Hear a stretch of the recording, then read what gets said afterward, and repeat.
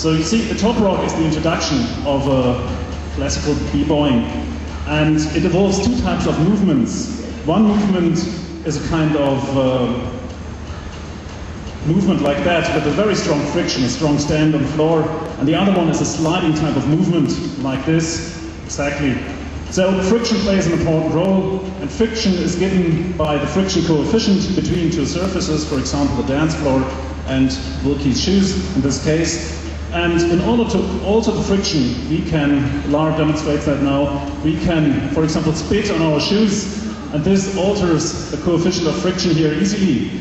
But if she would use something like rosin, for example, it would have a kind of double effect. So if he makes a movement like that, the rosin would actually help to get a better stand. But if she has a kind of dynamical behavior here, then it helps actually the sliding, for example. So thank you very much for that demonstration from the first move.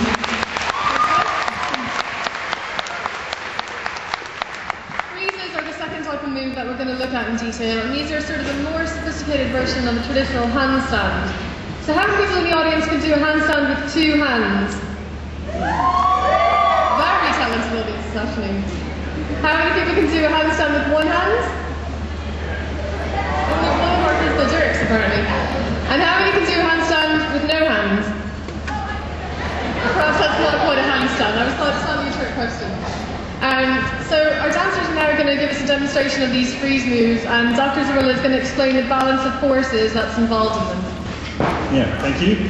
So that's a very easy one because it's very easy to show them. So Kikir here, please show the start of a freeze move by itself. You see that he's supporting his body just with his arms. I think a little bit help if he had as well. Okay, fair enough. So, well, the trick is obviously, I think we have a small picture here to illustrate that. The trick is that the sum of all forces on his body are zero. So if you look at the picture here, you have a lot of